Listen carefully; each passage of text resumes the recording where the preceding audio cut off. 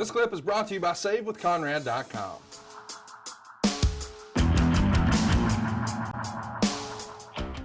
Wrestling My Shadows podcast wants to know, if you could have wrestled on the final Nitro, who would you have liked to gone out against?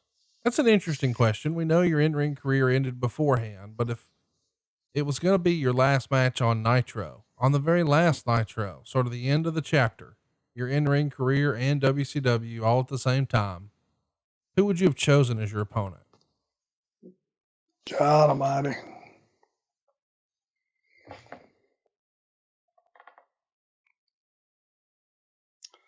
God, that's almost impossible to even say. I mean,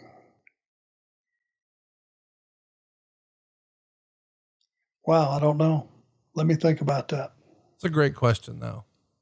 It's a fantastic question, and it's got, like you say, it's got a lot of meat on the bones. There's a lot of that would have been a match that, let me just put to you this way, that would have been a match that I would have been more concerned than anything. I would love to go out, had an adequate amount of time, had a guy that I was friends with that could work his ass off. I would love to go out there and give him a good, hard 15-minute quality match. And whatever his finish was, he was going to hit me with it.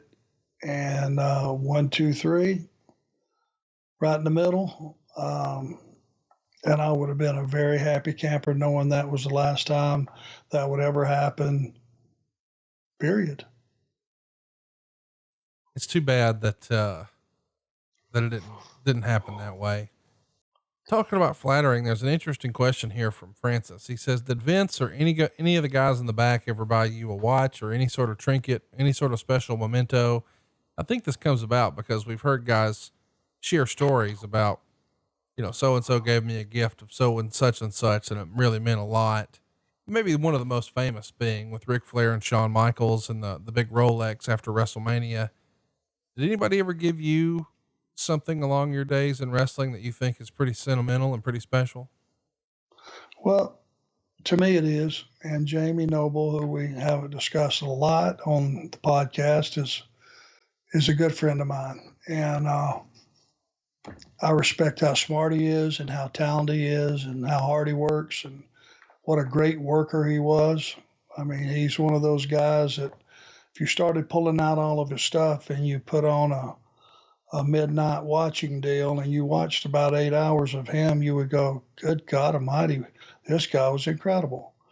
Hall of Fame 2012, he gave me with it inscribed, my name on it and everything, a money clip.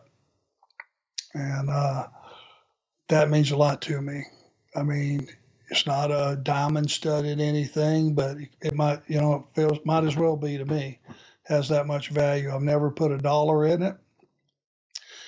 It sits in the box, my Rolex box, where I have one of my watches and my Hall of Fame ring and that money clip that Jamie gave me. And I was, about started crying when he did it, because I know it came from the heart and it was very appreciated. And that was a very special weekend, the Hall of Fame weekend. And that just kind of capped it off.